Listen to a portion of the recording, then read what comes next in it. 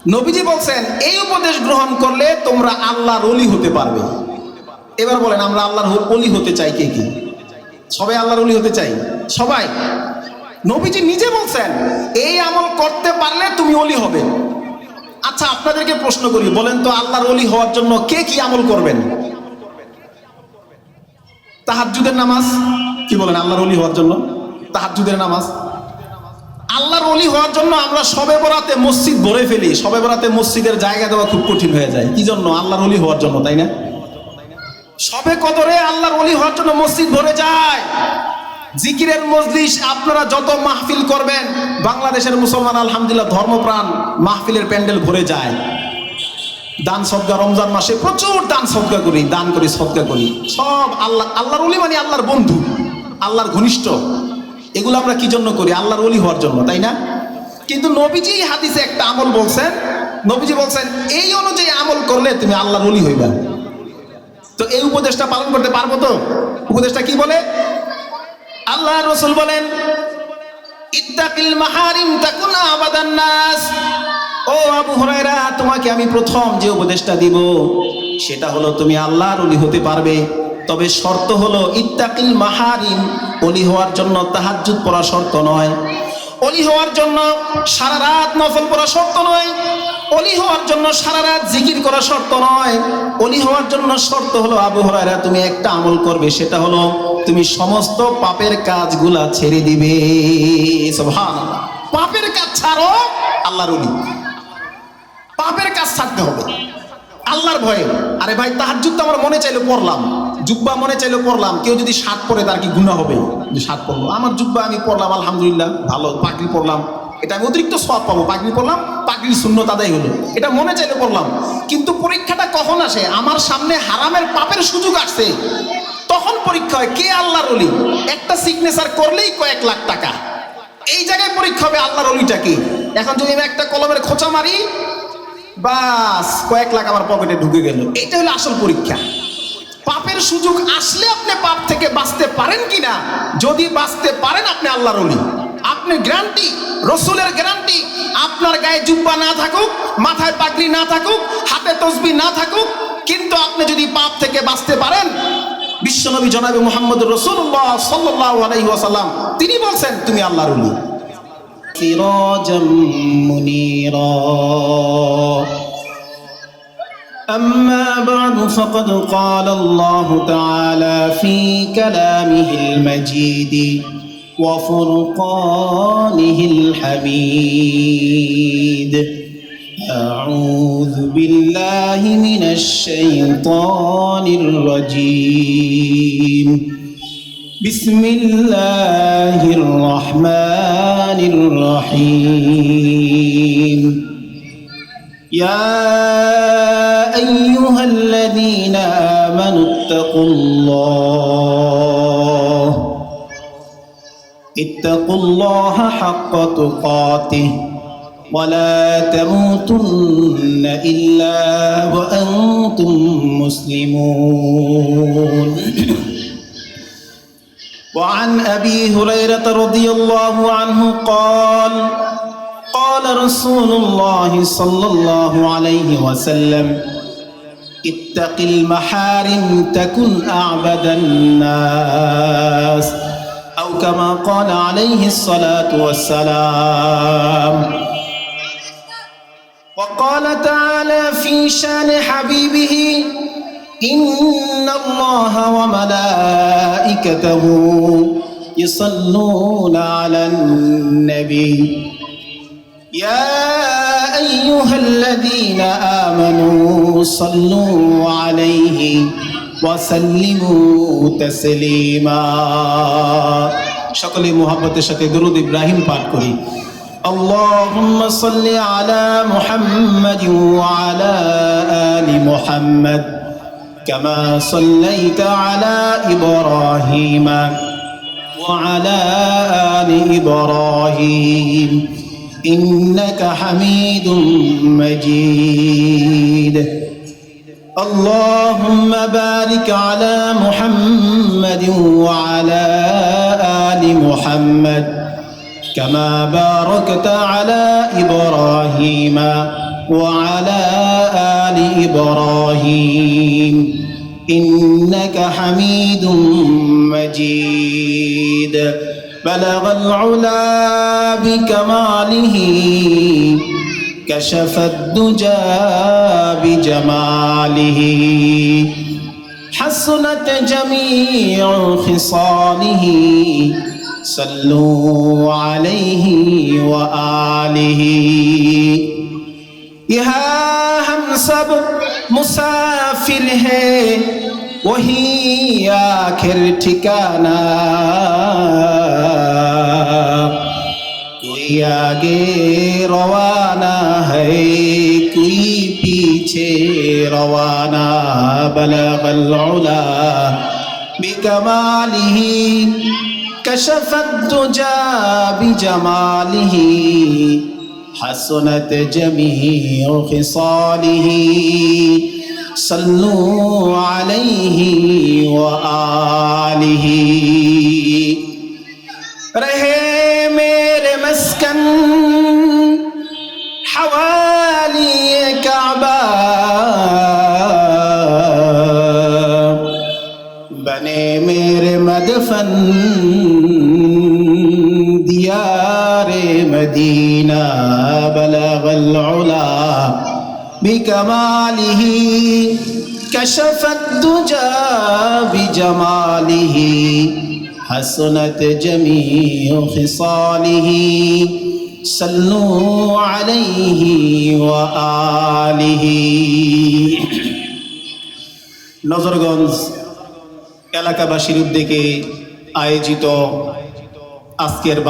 আজকের মাহফিলের বাৎসরিক মাহফিলের সম্মানিত সভাপতি মুআজ্জাজ উলামায়ে কেরাম, আমার সামনে উপবিষ্ট দিনদার মুমিন মুসলমান ধর্মপ্রাণ মুসলমান ভাইরা, পর্দার অন্তরালে মা ও বোনেরা, মহান রব্বুল আলামিনের দরবারে অসংখ্য অগণিত শুকরিয়া, যিনি আমাদেরকে দীর্ঘ বিরতির পর কয়েক বৎসর পর আবারও এই নজরগঞ্জ বটতলা ঈদগাহ মাঠে বাৎসরিক মাহফিল আয়োজন করার, সেখানে আসার, বসার, দ্বীনি কথা বলার ও শোনার সুযোগ করে দিলেন।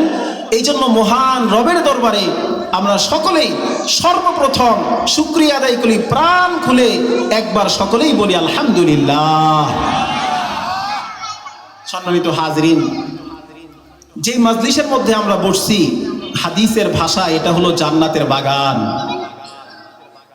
এই মজলিসে যারা আসে বসে, তাদের ব্যাপারে আল্লাহর রাসূল এক হাদিসের মধ্যে বলেন, আল্লাহর কিছু ফেরেশতা আছে যারা সারা দুনিয়া ভ্রমণ করে, ঘুরে ঘুরে দেখে কোথায় আল্লাহর বরত্ব, আল্লাহর মাহাত্ম্যের আলোচনা হয়, শ্রেষ্ঠত্বের আলোচনা হয়।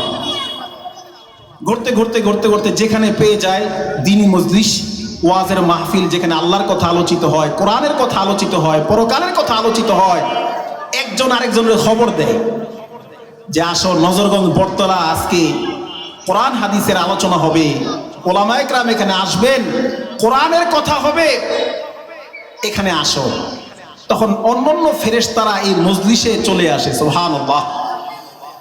হাদিসের মধ্যে আসছে ফেরেশতারা পুরা মজলিসটাকে বেষ্টন করে ফেলে, ঢেকে ফেলে, আবৃত করে ফেলে।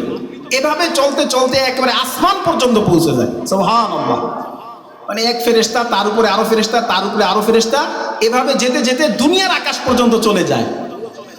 তারপরে আল্লাহর কাছে রিপোর্ট করে, আল্লাহ, নজরগঞ্জ মাহফিলে তোমার কিছু সংখ্যক বান্দাবান্দি দুনিয়াবি সব কাজকর্ম বাদ দিয়ে আল্লাহ তোমার দ্বীনের আলোচনা শোনার জন্য, তোমার বরত্বের কথা শোনার জন্য তারা সেখানে উপবিষ্ট হয়েছে। আল্লাহ সব জানেন, তারপরে জিজ্ঞাসা করেন, আচ্ছা তাদের কি উদ্দেশ্য, তারা কেন আসছে?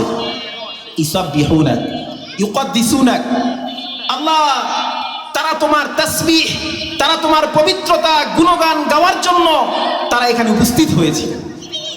আমরা এখানে কি জন্য আসছি? একটাই মাকসাদ, একটাই উদ্দেশ্য, দ্বীনের কিছু কথা শুনবো, আল্লাহর বরত্বের কথা শুনবো, আমাদের অন্তরটা নরম হবে যেন আমরা দ্বীনের পথে চলতে পারি, এটাই তো মাকসাদ। আল্লাহ তাআলা বলেন তারা কি চায়? ফেরেশতারা বলে আল্লাহ এর মাধ্যমে তারা চায় জান্নাত চায়। আল্লাহ তাআলা বলেন জান্নাত কি তারা কখনো দেখছে? বুখারীর হাদিস আপনাদেরকে শোনাইতেছি, আপনারা নিশ্চিত থাকেন সহিহ হাদিসের বাইরে আমি কোনো হাদিস বলবো না ইনশাআল্লাহ তাআলা। আপনারা জানেন যে আমি মূলত বক্তা না, আপনাদের মসজিদে আলহামদুলিল্লাহ দীর্ঘ সময় যাবত নামাজ পড়াইতেছি।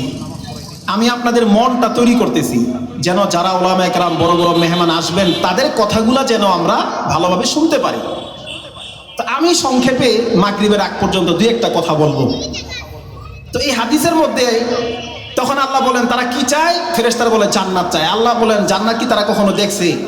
ফেরেশতারা বলেন না আল্লাহ জান্নাত তো দেখে নাই। আল্লাহ বলেন জান্নাত না দেখেই তারা জান্নাতের জন্য পাগল, যদি জান্নাত দেখতো তাইলে কি অবস্থা হতো? তখন ফেরেশতারা বলে রব্বুল আলামিন জান্নাত দেখলে তারা তো পাগল হয়ে যেত, দুনিয়াদারি আর করতে পারতো না। দুনিয়াদারি বাদ দিয়ে আল্লাহ সব জান্নাত জান্নাত জান্নাত। আর কি চায়? ফেরেশতারা বলে রব্বুল আলামিন তারা জাহান্নাম থেকে পানা চায়, জাহান্নামের আযাব থেকে পানা চায়। আল্লাহ বলেন তারা কি জাহান্নামের আযাব দেখছে? ফেরেশতারা বলে না আল্লাহ জাহান্নামের আযাব তো দেখে নাই, শুধু শুনছে। শুনেই অবস্থা, যদি জাহান্নামের আযাব দেখতো তাহলে কি অবস্থা হতো? ফেরেশতারা বলেন রব্বুল আলামিন তাইলে তো তাদের অবস্থা আরো জটিল হয়ে যেত, জাহান্নাম থেকে বাঁচার জন্য তারা পাগল হয়ে যেত। আল্লাহ তাআলা বলেন এখন তোমরা কি বলো? আল্লাহ বলেন ফেরেশতারা বলবেন রব্বুল আলামিন তারা ক্ষমা চায়, তাদেরকে আপনি ক্ষমা করে দেন। হাদিসের মধ্যে আছে আল্লাহ তখন কি বলেন? আল্লাহ তখন বলেন ফেরেশতারা ফেরেশতারা তোমরা সাক্ষী থাকো, তোমরা সাক্ষী থাকো আমার যে সকল বান্দা বান্দিরা দুনিয়াবি সব কাজকর্ম বাদ দিয়ে আমার কথা শোনার জন্য, দিনের উপরে চলার জন্য, আমার বরত্ব শ্রেষ্ঠত্বের আলোচনা করার জন্য এখানে আসলো, বসলো, তোমরা সাক্ষী থাকো তাদের সকলকে আমি ক্ষমা করে দিলাম। সুবহান। তো এমন একটা মজলিসে আসছি, আমরা খুশি না বেজার? আলহামদুলিল্লাহ সবাই খুশি। গতানুগতিক কোনো মাহফিল যেন আমাদের মাহফিল না হয়, এই আনুষ্ঠানিকতা হলো, কিছু কথা হলো, শুনলাম চলে গেল, না এটা মাকসাদ না। একটা কথাও যদি আমার জীবনকে পরিবর্তন করতে পারে তাহলে মাহফিলের সার্থকতা। প্রিয় উপস্থিতি, আমি আপনাদের সামনে নবীজির অসংখ্য হাদিস থেকে একটা হাদিস পাঠ করছি, যেই হাদিসে প্রিয় নবী তার প্রিয় সাহাবী আবু হুরায়রা রাদিয়াল্লাহু তাআলা আনহুকে 5টা উপদেশ দিয়েছেন। উপদেশগুলো দিয়েছেন কে? বিশ্ব নবী জনাবে মুহাম্মদুর রাসূলুল্লাহ সাল্লাল্লাহু আলাইহি ওয়াসাল্লাম। নবী, আপনি নবীকে কি বলবেন? নবীজিকে যদি আপনি শিক্ষক বলেন, দুনিয়ার সর্বশ্রেষ্ঠ শিক্ষক কে? আমাদের নবী মুহাম্মদুর রাসূলুল্লাহ সাল্লাল্লাহু আলাইহি ওয়াসাল্লাম। কারণ দুনিয়াতে যত শিক্ষক আছে তাদের চরিত্রের 100% সার্টিফিকেট আমরা দিতে পারি না, কিন্তু আল্লাহর রাসূল এমন একজন শিক্ষক যেই শিক্ষকের কোনো শিক্ষক নাই। আমরা যার কাছে পড়েছি, যেই টিচারের কাছে তার একজন টিচার আছে, তার শিক্ষক আছে, ওই শিক্ষকের আরেকজন শিক্ষক আছে, কিন্তু বিশ্বনবী তার এমন বৈশিষ্ট্য, এই শিক্ষকের কোনো শিক্ষক নাই, তিনি দুনিয়াতে আসছেনই একমাত্র শিক্ষক হিসাবে। সুবহানাল্লাহ, ছাত্র হিসাবে আসেন নাই। তার শিক্ষক স্বয়ং আল্লাহ তাআলা রব্বুল আলামিন। আমরা যদি নবীজিকে পীর সাহেব ধরি, পীর সাহেবের উপদেশ নেই আমরা। নবীজিকে যদি পীর সাহেব ধরি, দুনিয়ার সর্বশ্রেষ্ঠ পীর হবেন আমাদের নবী জনাবে মুহাম্মদুর রাসূলুল্লাহ সাল্লাল্লাহু আলাইহি ওয়াসাল্লাম। দুনিয়ার কোনো পীর কি আমাদেরকে জান্নাতের গ্যারান্টি দিতে পারে? বলেন পারবে? কেউ পারবে না। কিন্তু নবীজিকে যদি আমরা পীর বলি, নবীজি এমন পীর যিনি আমাদের জান্নাতের গ্যারান্টি দিতে পারেন। কিছু সাহাবী আসছেন যাদের জান্নাতের সুসংবাদ দিয়েছেন নবীজি, আল্লাহ তাআলা জানিয়ে দিয়েছেন তাকে। আপনি যদি নবীজিকে বাবার আসনে বসান, তাহলে একজন বাবা তার সন্তানের জন্য যত দয়া মায়া, বিশ্বনবী জনাবে মুহাম্মদুর রাসূলুল্লাহ সাল্লাল্লাহু আলাইহি ওয়াসাল্লাম তার প্রতিটা উম্মতের জন্য বাবার চাইতেও বেশি দয়াময় সন্তানের প্রতি। বাবা যতটা দয়াময় হয়, দয়াবান হয়, সহনশীল হয়, নবী হিসাবে উম্মতের প্রতি, প্রতিটা উম্মতের প্রতি নবীজি এতটাই দয়াময় ছিলেন। সুবহানাল্লাহ। তাহলে নবীজি শিক্ষক হিসাবে হোক, পীর সাহেব হিসাবে হোক, অথবা বাবা হিসাবে হোক, তার শ্রেষ্ঠ ছাত্রটাকে, শিষ্যকে হযরতে আবু হুরায়রা। আবু হুরায়রা কেমন সাহাবী? নবীজির প্রায় 1.25 লাখ সাহাবী ছিল। আপনারা যদি হাদিস পড়েন তাহলে দেখবেন হাদিস শাস্ত্রে সবচেয়ে হাদিস যেই সাহাবী বেশি বর্ণনা করছেন নবীজি থেকে, প্রায় 1.25 লাখ সাহাবী, সমস্ত সাহাবীর মধ্যে সবচেয়ে বেশি হাদিস যিনি বর্ণনা করছেন তার নাম হলো হযরতে আবু হুরায়রা রাদিয়াল্লাহু তাআলা আনহু। তার চাইতে বেশি কেউ হাদিস বর্ণনা করে নাই। তার বর্ণিত হাদিসের সংখ্যা হলো 5374। এতগুলা হাদিস বর্ণনা করছেন হযরতে আবু হুরায়রা। তো একবার নবীজি উপদে বলতেছেন, কি বলতেছেন শুনেন লক্ষ্য করে, মাইয়া খুযু আন্নি হাউলাইল কালিমাত, কে আছো আমার এই 5টি উপদেশ গ্রহণ করবে? কে আছো আমার এই 5টি উপদেশ গ্রহণ করবে? ফায়ামালু বিহিন্না, এই উপদেশগুলা মেনে গ্রহণ করে সে অনুযায়ী আমল করবে। আও ইউআল্লিমু মান ইয়ামালু বিহিন্না, অথবা নিজে আমল করতে না পারলেও এমন কাউকে শিখাবে যে নাকি সেগুলা শিখে এই উপদেশগুলার উপরে আমল করবে। কে আছো আমল করবে, অথবা অন্য কাউকে শিখিয়ে দিবে, সে আমল করবে। হযরতে আবু হুরায়রা বলেন, ফাকুলতু আনা ইয়া রাসূলুল্লাহ, হযরতে আবু হুরায়রা বলেন, ইয়া রাসূলুল্লাহ, আমি হাজির, আমি আছি এই 5টা উপদেশ মেনে চলার জন্য, গ্রহণ করার জন্য। হযরতে আবু হুরায়রা বলেন, ফাআখাযা বিয়াদি রাসূলুল্লাহ সাল্লাল্লাহু আলাইহি ওয়াসাল্লাম, নবীজি আমার হাতটা ধরলেন। নবীজি আমার হাত ধরে গনে গনে 5টি উপদেশ দিলেন। শুধু উপদেশই দেননি, 5টি উপদেশ যদি কেউ পালন করতে পারে, মেনে চলতে পারে, আল্লাহ রসুল বলেন 5টি উপদেশ গ্রহণ করলে সে 5টা পুরস্কার লাভ করবে। সুবহানাল্লাহ। এই 5টা উপদেশ মানলে 5টা পুরস্কার। 1 নম্বর উপদেশ, আমি সংক্ষেপে কথা বলবো এই মাগরিবের আগ পর্যন্ত, তবে কথা খুব মূল্যবান, যদি মনোযোগ সহকারে শুনতে পারি ইনশাআল্লাহ ফায়দা হবে। 1 নম্বর পুরস্কারটা আগে শুনি। নবীজি বলছেন এই উপদেশ গ্রহণ করলে তোমরা আল্লাহর ওলি হতে পারবে। এবার বলেন আমরা আল্লাহর ওলি হতে চাই কে কি? সবাই আল্লাহর ওলি হতে চাই? সবাই। নবীজি নিজে বলছেন এই আমল করতে পারলে তুমি ওলি হবে। আচ্ছা আপনাদেরকে প্রশ্ন করি, বলেন তো আল্লাহর ওলি হওয়ার জন্য কে কি আমল করবেন? তাহাজ্জুদের নামাজ, কি বলেন আল্লাহর ওলি হওয়ার জন্য? তাহাজ্জুদের নামাজ। আল্লাহর ওলি হওয়ার জন্য আমরা শবে বরাতে মসজিদ ভরে ফেলি। শবে বরাতে মসজিদের জায়গা দেওয়া খুব কঠিন হয়ে যায়। কি জন্য? আল্লাহর ওলি হওয়ার জন্য, তাই না? শবে কদরে আল্লাহর ওলি হওয়ার জন্য মসজিদ ভরে যায়। জিকিরের মজলিস আপনারা যত মাহফিল করবেন, বাংলাদেশের মুসলমান আলহামদুলিল্লাহ ধর্মপ্রাণ, মাহফিলের প্যান্ডেল ভরে যায়। দান সদকা, রমজান মাসে প্রচুর দান সদকা করি, দান করি, সদকা করি। সব আল্লাহর ওলি মানে আল্লাহর বন্ধু, আল্লাহর ঘনিষ্ঠ। এগুলো আমরা কি জন্য করি? আল্লাহর ওলি হওয়ার জন্য, তাই না? কিন্তু নবীজি হাদিসে একটা আমল বলছেন, নবীজি বলছেন এই অনুযায়ী আমল করলে তুমি আল্লাহর ওলি হইবা। তো এই উপদেশটা পালন করতে পারবো তো? উপদেশটা কি বলে? আল্লাহ রাসূল বলেন, ইত্তাকিল মাহারিম তাকুনা আবাদান নাস। ও আবু হুরায়রা, তোমাকে আমি প্রথম যে উপদেশটা দিব সেটা হলো তুমি আল্লাহর ওলি হতে পারবে। তবে শর্ত হলো ইত্তাকিল মাহারিম, ওলি হওয়ার জন্য তাহাজ্জুদ পড়া শর্ত নয়, ওলি হওয়ার জন্য সারা রাত নফল পড়া শর্ত নয়, ওলি হওয়ার জন্য সারা রাত জিকির করা শর্ত নয়।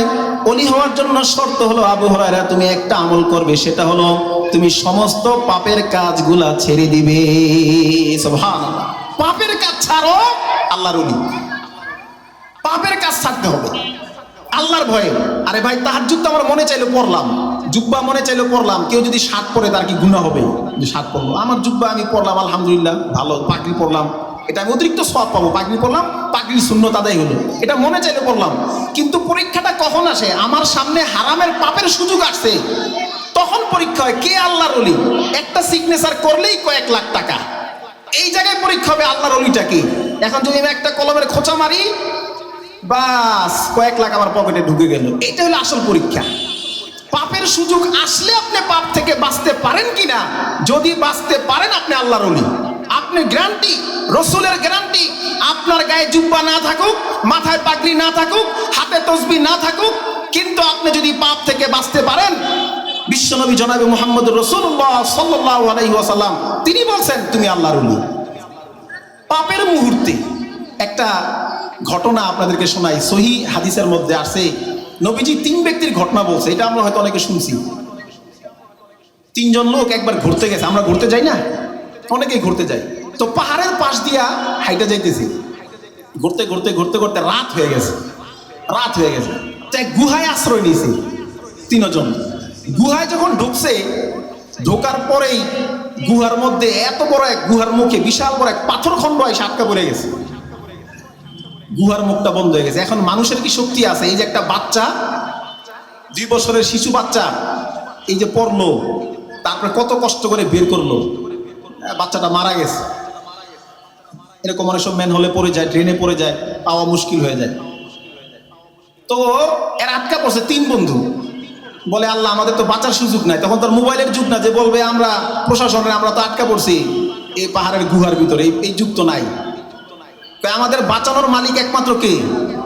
সবাই বলি একমাত্র কে? আল্লাহ বাঁচানোর মালিক। আল্লাহ যদি বাঁচায় তাইলে আমরা বাঁচবো। তাহলে কি করণীয়? সবাই 2 রাকাত করে নামাজ পড়ো। 2 রাকাত করে নামাজ পড়ে আল্লাহর কাছে কায়ে মনোবাক্যে দোয়া করো। তো 3 জন 3টা ভালো কাজ করছে। আমি শুধু একটা বলবো, যেটা আমার বলা মাকসাদ। 3 জনে 3টা ভালো আমল করছে। 3 নম্বর ব্যক্তি ছিল, তার একটা চাচাতো বোন ছিল, আপন চাচাতো বোন। এটা বুখারীর ঘটনা, সহিহ হাদিস, হাদিসের ঘটনা, আমাদের আগের উম্মতের ঘটনা নবীজি শুনাইছেন। এই চাচাতো বোনের প্রতি সে আসক্ত ছিল, পাগল ছিল চাচাতো বোনের জন্য। এতটা পাগল, তাকে নানানভাবে প্রস্তাব দিছে, কুপ্রস্তাব দিছে। বোন, আমি তোমার মনের বাসনা পুরা করো, তুমি কি চাও, সব ধরনের প্রস্তাব দিছে। কিন্তু চাচাতো বোন সে ছিল খুব ধার্মিক, ভাইকে শুধু ঘৃণাই করছে, সম্ভব না সম্ভব না সম্ভব না। কিন্তু ঘটনা ঘটছে কি, হঠাৎ করে চাচাতো বোনের তার অভিভাবক যারা ছিল সবাই মারা গেছে, কেউ নাই, বাবাও নাই, ভাইও নাই। এখন সে অসহায় হয়ে গেছে, অসহায় হয়ে গেছে। এখন তাকে কে দেখাশোনা করবে? তাকে খরচ বহন করবে কে? বাধ্য হয়ে চাচাতো ভাইয়ের কাছে আসছে। আপনারা অধিকাংশ মহিলা যারা খারাপ খারাপ দিকে যায়, আল্লাহ রসুল হাদিসের মধ্যে বলছে কাদাল ফাকরু আইয়াকুনা কুফরা, দারিদ্রতা এমন এক অভিশাপ, যে অভিশাপের কারণে মানুষ তার ঈমান বিক্রি করে দেয়। অভাবের কারণে মেয়ে তার সতীত্ব অন্যের হাতে তুলে দেয়। আপনার মাঝে মধ্যে মিডিয়াতে দেখবেন যে মা ক্ষুধার যন্ত্রণায় 2 বছরের ছেলেকে বিক্রি করে দিছে। মা কোন মা পারে? কে পারে? কলিজা ছেঁড়া ধন। মা নিজে মরতে রাজি, তার সন্তানকে একটু গায়ে ফুলের আঁচড় লাগুক এটা সহ্য করে না, সেই মা বিক্রি করে দেয়। কিসের কারণে? অভাবের তাড়নায়। তো চাচাতো বোন বাধ্য ভাইয়ের কাছে আসছে, কয় ভাই আমার তো দেখাশোনার কেউ নাই, আমার তো টাকার প্রয়োজন। এই তো সুযোগ পাইছে চাচাতো ভাই, বলে বোন আমি তোমার সব দিব। কত টাকার প্রয়োজন? 1 লাখ নাও, বান্ডিলটা নাও। কত টাকার প্রয়োজন বলো? তবে একটাই কথা, সেটা হলো আমার মনের আশা পুরা করতে হবে, আমি যা চাই সেটা দিতে হবে। বোন তো অসহায়, এই জন্য নবীজি দোয়া করছেন হাদিসের মধ্যে, দারিদ্রতা থেকে পানা চায়। আল্লাহ রসুল নিজে হাদিস, দারিদ্রতা মারাত্মক জিনিস। দারিদ্রতার অভাবের কারণে স্বভাব নষ্ট। মানুষ বলে না চোর চুরি করে কি জন্য? যখন তার পেশা হয়ে যায় সেটা ভিন্ন কথা, কিন্তু প্রথমে যখন চুরির জগতে আসে এটা কিন্তু সে অভাবের কারণে আসে। এই জন্য নবীজি দোয়া করছেন, হাদিসের মধ্যে আছে আল্লাহুম্মা ইন্নী আউযু বিকা মিনাল ফাকরি ওয়াল কুফর, আল্লাহ তুমি আমাদেরকে দারিদ্রতা থেকে, কুফরি থেকে আমাদেরকে হেফাজত করো। নবীজি দোয়া করছে।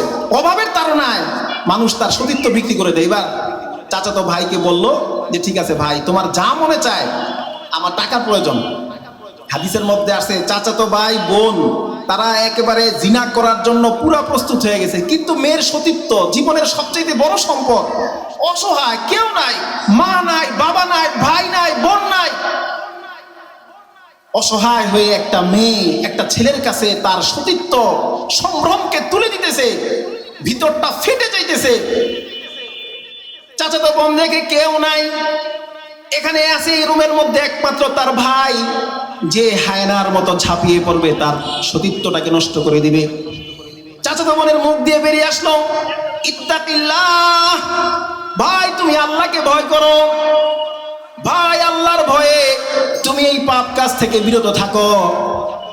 ভাইয়ের মাথার মধ্যে হাদিসের মধ্যে আসতে সাথে সাথে হুঁশ ফিরে আসলো, দুনিয়ার কোনো শক্তি নাই, প্রশাসন নাই আমাকে রক্ষা করার জন্য।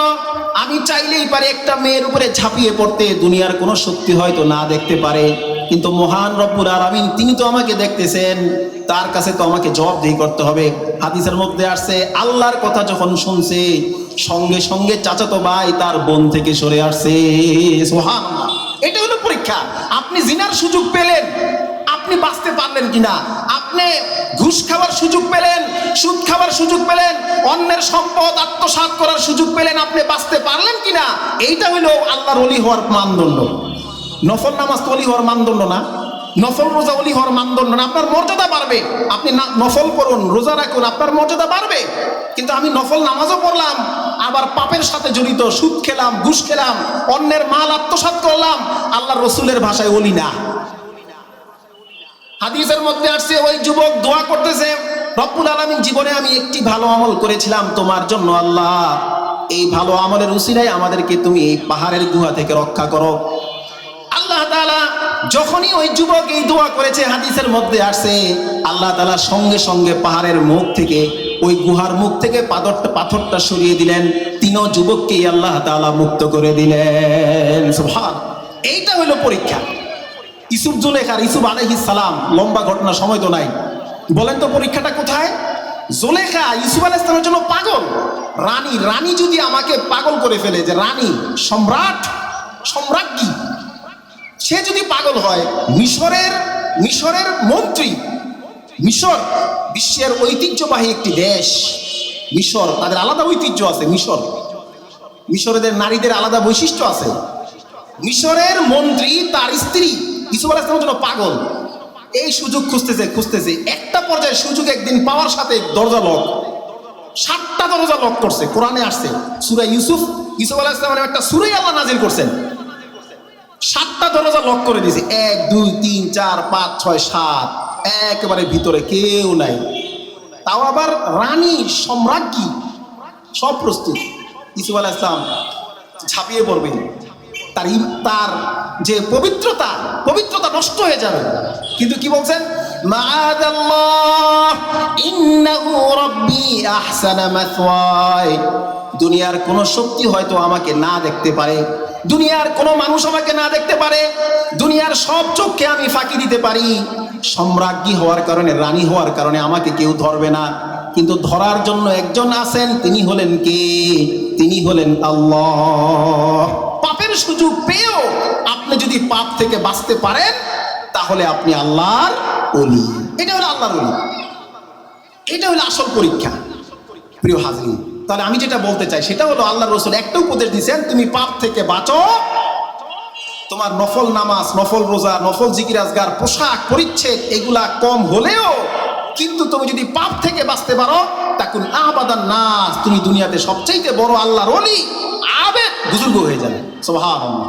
1 নম্বর বিষয়। 2 নম্বর উপদেশ, ওয়ারদা বিমা কসামাল্লাহু লাক তাকুন আগনান নাস। আল্লাহ রাসূল বলেন, আবু হুরায়রা, 2য় উপদেশটি শোনো। 2য় উপদেশের পুরস্কার হলো, দুনিয়ার বুকে তুমি সবচাইতে বেশি ধনী হতে পারবে, বড় ধনী হতে পারবে। বড় পুরস্কার, আগে পুরস্কার। আচ্ছা, ধনী হওয়ার জন্য সবচাইতে আমরা কাকে ধনী বলবো বলেন তো? যদি এখন বলা হয় বিশ্বের মধ্যে সবচাইতে ধনী, বড় ধনীকে, ইলন মাস্কের নাম আসবে। ইলন মাস্ক, টেসলার মালিক। তার সম্পদের পরিমাণ কয়েকশো বিলিয়ন ডলার সম্পদের পরিমাণ। আপনি বলবেন ইলন মাস্কের কথা, তারপরে মার্ক জাকারবার্গের কথা বলবেন, এরা হলো বিশ্বের টপ ধনী। বিল গেটসের নাম আসবে, আরো আছে। তাহলে তাদের মাপ হয় কিভাবে? যার যত টাকা সে হলো সবচেয়ে বড় ধনী। কিন্তু আল্লাহর রাসূল কাকে ধনী বলেন? আল্লাহর রাসূল দেখেন কি বলেন, ওয়ারদা বিমা কসামাল্লাহু লাক। আল্লাহ তাআলা তোমার ভাগ্যে যেটা নির্ধারণ করে রেখেছেন, যা তোমার তকদিরে লিখে রেখেছেন, আল্লাহ তাআলা তোমার ভাগ্যে যা দিয়েছেন সেটা নিয়ে তুমি সন্তুষ্ট থাকো। যদি সেটা নিয়ে তুমি সন্তুষ্ট থাকতে পারো, তাকুন আগনান নাস, তাহলে দুনিয়ার মধ্যে তুমি সবচাইতে বড় ধনী হতে পারবে। সুবহানাল্লাহ। আপনাকে আল্লাহ যা দিয়েছেন সেটা নিয়ে আপনি সন্তুষ্ট থাকেন। আমারে আল্লাহ দেয় নাই বাড়ি, আমারে বাড়ির মালিক বানায় নাই, তো আমি কিভাবে আরে একজন একটা বাড়ির মালিক, আল্লাহ আমারে বানায় নাই দোকানের মালিক, এখন আমি আরে আমারে আল্লাহ দিল না, সবারই আল্লাহ দেয়, বাড়ির মালিক, গাড়ির মালিক। আরে ভাই, আল্লাহ আপনার একটা বাড়ির মালিক বানাই দিলে আপনার মন তো ভরবে না। আপনি একটা বাড়ির মালিক হওয়ার পরে আরেকটা বাড়ির মালিক হইতে চাইবেন। মানুষের মন কখনো ভরে না। হাদিসে আসছে, লাউ কানা লি ইবনি আদম ওয়াদিয়াম মিন যাহাব লা হাব্বা ইয়াকুনা লাহু সানিয়া। আল্লাহর রাসূল বলেন, বনি আদম মানব সন্তানের অবস্থা হলো এমন, তাকে যদি স্বর্ণের একটি পাহাড় দেওয়া হয়, স্বর্ণের একটি পাহাড় যদি তাকে দেওয়া হয়, সে মনে মনে চাইবে যে আরে আমার যদি আরো একটা স্বর্ণের পাহাড় থাকতো। একটা দিয়ে হবে না, ওই যে আরেকজন অন্যের দেখি, আমরা অন্যকে দেখি। এখন আপনি অন্যের দেখলে তো সুখী হতে পারবেন না রে ভাই। আরেকজনের বাড়ি দেখেন, আপনার যে আপনি দেখলেন 10 তলা, আপনি মালিক একতলার মালিক, তো আপনি 10 তলা দেখলে তো আপনার এটা ভালো লাগবে না যে আরে আমার একতলার। আপনার দেখতে হবে যার বাড়ি নাই, যে আমার তো বাড়ি আছে কিন্তু একজনের তো বাড়িই নাই। একটা কাকের ঘটনা, আমার শিক্ষণীয় ঘটনা সংক্ষেপে বলে দেই। কাক, কালো কুসকুসে কালো কাক একদিন গাছের মধ্যে খুব কা কা কা কানতেছে। নিচে এক সাধু ছিল, সাধু। তো সাধু বলতেছে, এই কাক এত কাকা করতেছে কেন, ঘটনা কি? কাক বলে, সাধু বাবা আমার তো সুখ নাই জীবনে। কয় কেন? কয় আমারে সৃষ্টিকর্তা বানাইছেন কালো, মানুষ আমারে দেখলে দূর দূর করে তাড়িয়ে দেয়। আমি বলে অলক্ষে আমার দেখলে তাড়িয়ে দেয়, আমার মনে খুব কষ্ট। সাধু বাবা বলে, তাহলে তুমি কি হতে চাও? কাকে বলে যে আমারে যদি সৃষ্টিকর্তা যদি হাঁস বানাই দিত, রাজহাঁস, সাদা সুন্দর রাজহাঁস যদি আমি হতে পারতাম, আমার মনেরা সাদা, শান্তির প্রতীক, হোয়াইট কালার। তো সাধু বলতেছে, ঠিক আছে যাও, আমি তোমাকে রাজহাঁস বানাবো, তবে শর্ত হইলো আগে রাজহাঁসের সাথে দিয়ে কথা বলো, সে কতটা সুখী। ওই নদীর পাড়ে গেছে, রাজহাঁস একটা উঠতেছে, আসতে, ভাই তুমি তো সবচাইতে মহাসুখী। বলে কেন? আরে তুমি এত সুন্দর কালার, মানুষ আসে তোমাকে দেখে সাদা, কত সুন্দর কালার, কারে নিয়ে রাখো তোমার সুন্দর কালার, আমি সবচেয়ে বেশি দুঃখী। কয় কেন? কয় সাদা একটা কালার হলো, মরণের পরে মানুষ সাদা পোশাক পরে, এটা তো মরণের পোশাক। আমারে ধৈর্য নিয়ে মানুষ জবাই করে কাইটা খায়া ফেলায়, আমার পানির সাথে কালার আমার দেখাই যায় না পানিতে, এই সাদা এগুলো আমার সবচেয়ে বেশি খারাপ, আমি এই কারণে বিপদে আছি। কয় তাই নাকি? কয় হোক আয় হ্যাঁ, তাহলে রাজহাঁস তো সুখী না। সাধু বাবার কাছে আসছে, আইসা আবার কয় যে বাবা আমি তো হাঁস হইতে চাই না। তাহলে কি হইতে চাও? টিয়া পাখি হইতে চাই। টিয়া পাখি। আচ্ছা ঠিক আছে, টিয়া পাখির সাথে কথা বলে আসো। টিয়া পাখির সাথে কথা বলতে গেছে, টিয়া পাখির খুঁজেই পায় না বনের মধ্যে, মানে এত পাতা কালার, পাতার সাথে মিলে আছে, খুঁজে বাইর করছে। বলে, এই পাখি ভাই তোমার তো অনেক সুখ, এত সুন্দর কালার। বলতেছে, আরে ভাই আমি সবচাইতে মহা বিপদে আছি। কয় কেন? কয় দেখো এমন একটা কালার, তুমি আমাকে খুঁজেই পাও না, আর মানুষ আমাকে ধরতে পারলেই খাঁচার মধ্যে বন্দি করে, আমার বন্দি জীবন পার করতে হয়, আমিও বিপদে আছি। পরে দিলে তাহলে আবার আসছে সাধু বাবার কাছে, বলে তুমি কি হতে চাও? কয় আমি ময়ূর হতে চাই, ময়ূর হতে চাই। ময়ূরের কাছে বলতেছে, ভাই তুমি তো খুব সুখী আছো। কয় কেন? কয় এত সুন্দর ময়ূরের পালক, কত সুন্দর, মানুষ তোমাকে এত পছন্দ করে। কয় আরে পালক নিয়েই তো আমি বিপদে আছি, মানুষ আমাকে জবাই করে, শিকারীরা ধরে, এই পালকগুলা দিয়ে কত দামি জিনিস বানায়, আমার জীবনের বিনিময়ে তারা এত সুন্দর জিনিস উপভোগ করে, এই পালকের কারণে আমি বিপদে আছি। কারণ কাক দেখে আয় হায়, কেউ তো সুখী না। কাক সাধু বাবার কাছে আইসা বলে যে আসলে কেউ তো সুখী না। তখন সাধু বাবা বলে, তুমি সবচাইতে বড় সুখী, তোমাকে কেউ বন্দি করে না, তোমাকে কেউ আটকে রাখে না, তুমি স্বাধীনভাবে চলাফেরা করতে পারো। প্রিয় হাজির, এটা শিক্ষা হলো, আমরা যদি আমাদের জীবনকে অন্যের সাথে তুলনা করি, তাহলে আমি কোনোদিন সুখী হতে পারবো না। আরেকজনের মেয়ের জামাই খুব ভালো, আর আমার মেয়ের জামাই নিয়ে কোনো সুক্রিয়া নাই যে আল্লাহ তাআলা যা দিছে। আরেকজনের স্ত্রী যে এর বউটা কত ভালো, যত প্রশংসা আছে, অন্যের বউয়ের প্রশংসা, নিজের বউয়ের প্রশংসা কোনোদিন শাশুড়ির মুখে শোনা গেল না। আরেকজনের জামাইয়ের প্রশংসা, যে অমুকের জামাই তো এই করছে সেই করছে। আরে ভাই, আল্লাহ তাআলা আপনাকে যেই জামাই ভাগ্যে রাখছেন, আপনার মেয়ের জন্য, আপনার ছেলের জন্য, পুত্রবধূ হিসাবে যাকে রাখছেন, শুকরিয়া আদায় করুন, এটা আল্লাহর পক্ষ থেকে নির্বাচিত। ওয়ারদা বিমা কসামাল্লাহু লাক, আল্লাহ তাআলা তোমার ভাগ্যে যা রাখছে সেটা নিয়ে সন্তুষ্ট থাকো। তাকুন আগনান নাস, দুনিয়াতে সবচেয়ে বড় ধনী হতে পারবে। 2 নম্বর উপদেশ। 5টা উপদেশ মনে হয় শেষ করতে পারবো না। 3 নম্বর উপদেশ, এটা হলো আসল। ইমানদার কাকে বলে? এখানে আমরা অনেকে ধরা খেয়ে যাব। নবীজি কি বলেন? ওয়া আহসিন ইলা জারিক তাকুন মুমিনা। আবু হুরায়রা, তোমার প্রতি আমার 3য় উপদেশ হলো আহসিন ইলা জারিক, তুমি যদি প্রকৃত ইমানদার হতে চাও, তুমি যদি মুমিন হিসাবে সত্যিকার অর্থে আল্লাহর খাতায় নাম উঠাতে চাও, তাহলে তোমাকে যে আমলটা করতে হবে সেটা হলো তুমি তোমার প্রতিবেশীর সাথে ভালো আচরণ করো। আহসিন ইলা জারিক, তুমি তোমার প্রতিবেশীর সাথে ভালো আচরণ করো। তাকুন মুমিনা, তুমি আল্লাহর রসুলের ভাষায় ইমানদার। আমরা অনেকেই দাবি করি ইমানদার। কেন ইমানদার? আমার গায়ে জুব্বা আছে, মাথায় পাগড়ি আছে, তসবি আছে, এই জন্য ইমানদার। কিন্তু রসুলের ভাষায় হলো ইমানদার সেই ব্যক্তি যে ব্যক্তি নাকি তার প্রতিবেশীর সাথে ভালো আচরণ করে। এইটা হলো ইমানদার। ইমানদার ধরা খেয়ে যাব। নামাজ পড়তে বের হলো, মুসল্লি মাথায় টুপি, হাতের মধ্যে তসবি, পকেটে একটা মেসওয়াকও আছে, কিন্তু ময়লার যে পোটলাটা আছে এটা নিয়ত করছে আজকে অমুক প্রতিবেশীর ছাদের উপরে ফেলবে। নামাজে যাইতেছে নামাজ পড়তে, কিন্তু প্রতিবেশী আর জানের দুশ্মন। এরে দেখলে এর প্রেশার 100 হাই হয়ে যায় যে আমার জীবনের সবথেকে বড় শত্রু এই প্রতিবেশী। এর কিভাবে ক্ষতি হইতে পারে প্রতিবেশী, যে এই যদি এই মহল্লায় না থাকতে যদি মারা যাইতো তাহলে যে আমি খুশি হইতাম রে ভাই। আল্লাহ রসুল হাদিসের মধ্যে আসে তিনবার কসম করছেন, ওয়াল্লাহি লা ইউমিন, আল্লাহর কসম সে ইমানদার নয়। দ্বিতীয়বার নবীজি আবার কসম করলেন, ওয়াল্লাহি লা ইউমিন, আল্লাহর কসম সে ইমানদার নয়। নবীজি একবার বললেই হতো, একবার তো বললেন না, তিনবার কসম করলেন, ওয়াল্লাহি লা ইউমিন, আল্লাহর কসম সে ইমানদার নয়। সাহাবীরা ভয় পেয়ে গেলেন, আল্লাহর রাসূল তিনবার কেন কসম করলেন? সে কোন ব্যক্তি যে নাকি ইমানদার নয়? কিলা ওমান ইয়া রাসূলুল্লাহ, সাহাবী প্রশ্ন করেন, আল্লাহর রাসূল কে সেই ব্যক্তি যে নাকি ইমানদার নয়? আল্লাহর রাসূল বলেন, মাল্লা ইয়ামানু জারুহু বাওয়াইকাহু, যার প্রতিবেশী তার জুলুম অত্যাচার থেকে নিরাপদ না। আল্লাহর রাসূল বলেন সে কোনোদিন ইমানদার হতে পারে না। ইমানদার না। আপনি যত নেক আমল করেন, আপনার প্রতিবেশী যদি আপনার প্রতি সন্তুষ্ট না থাকে তাহলে আপনি ইমানদার না। এটা রাসূলের কথা। হযরত আবু হুরায়রা থেকে হাদিস বর্ণিত, নবীর কাছে এক লোক আসলো, দুই মহিলার ঘটনা শোনালো। একজন মহিলার অবস্থা হলো এমন, বলল, ইয়া রাসূলুল্লাহ, এই মহিলা অনেক নেক আমল করে, নামাজ পড়ে, নফল নামাজ, নফল রোজা, কিন্তু সে প্রতিবেশীকে কষ্ট দেয়। আরেক মহিলার কথা বললো, বেশি নফল নামাজ পড়ে না, বেশি কোরআন তেলাওয়াত করে না, ফরজগুলা পড়ে, কিন্তু প্রতিবেশীর সাথে তার সম্পর্ক ভালো। মানুষ দেখলেই খুশি হয় যে আর এই মানুষটা খুবই ভালো। কে জান্নাতি কে জাহান্নামী? নবীজি বলেন, যেই মহিলা বেশি নামাজ পড়ে, বেশি রোজা করে, বেশি দান সদকা করে, কিন্তু প্রতিবেশীকে কষ্ট দেয়, সে জাহান্নামী। আর নফল নামাজ নফল রোজা কম করে, কিন্তু প্রতিবেশীর সাথে আচরণ ভালো, আল্লাহর রাসূল বলেন সে হলো জান্নাতি। সুবহানাল্লাহ। আমার ঘরের সামনে আরেক ভাই, তাকে আমি কষ্ট দিই, কত কষ্ট দিই। প্রিয় হাজরিন, তাহলে আমি কেমন ইমানদার?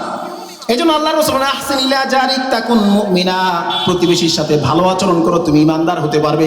তৃতীয় উপদেশ।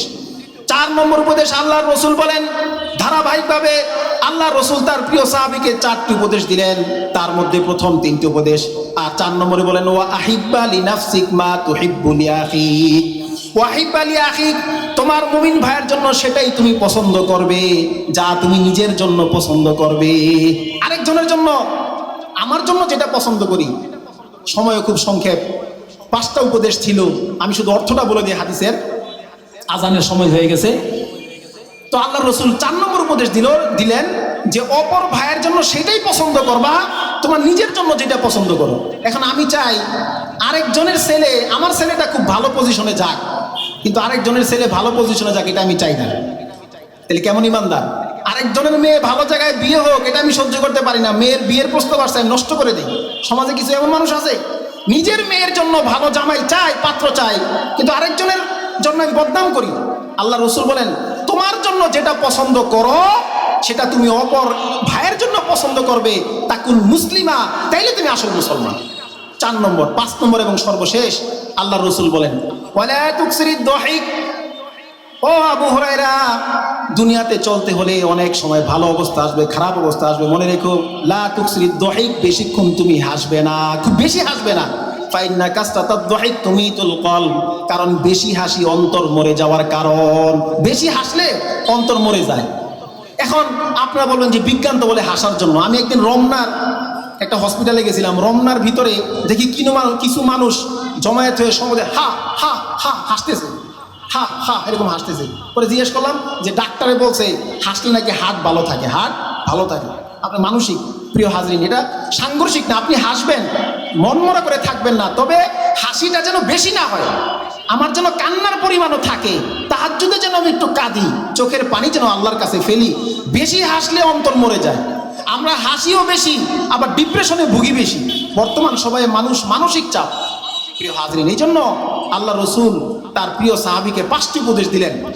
আমরা এই 5টা উপদেশ আমল করবো তো ইনশাল্লাহ। আপনারা যদি বলতে পারেন তাইলে সার্থক। আজান হয়ে যাবে, শেষ করে দিব। আমরা বলি তো 1 নম্বর উপদেশটা কি ছিল? আল্লাহর ওলি হওয়ার জন্য শর্ত হলো পাপ ছাড়তে হবে, 1। 2 নম্বর, ধনী হওয়ার জন্য শর্ত কি? অনেক টাকার মালিক হওয়ার জন্য, মালিক হওয়ার শর্ত না, ধনী হওয়ার জন্য শর্ত হলো আল্লাহ যা দিছেন সেটা নিয়ে আপনি সন্তুষ্ট থাকবেন, হালাল ভাবে আপনি সামনে বাড়বেন। 2 নম্বর। 3 নম্বর, আপনি যদি ইমানদার হতে চান তাহলে প্রতিবেশীর সাথে ভালো আচরণ করুন। 4 নম্বর, আপনি যদি মুসলমান হতে চান আপনার জন্য যেটা পছন্দ করবেন অপর ভাইয়ের জন্য সেটাই পছন্দ করবেন। আর 5 নম্বর এবং সর্বশেষ, আপনি যদি আপনার অন্তরকে জীবিত রাখতে চান তাহলে খুব বেশি হাসবেন না, হাসবেন কম, আর কাঁদবো আমরা বেশি। আল্লাহ তাআলা আমাদের সকলকে কথাগুলা বোঝা এবং এর যে আমল করার তৌফিক দান করুন। আমিন। ওয়া আখিরি দাওয়ানা আনিল হামদুলিল্লাহি রাব্বিল আলামিন। ঢাকা মাহফিল, সুস্থ সমাজ গড়ার বিপ্লবী চেতনায়।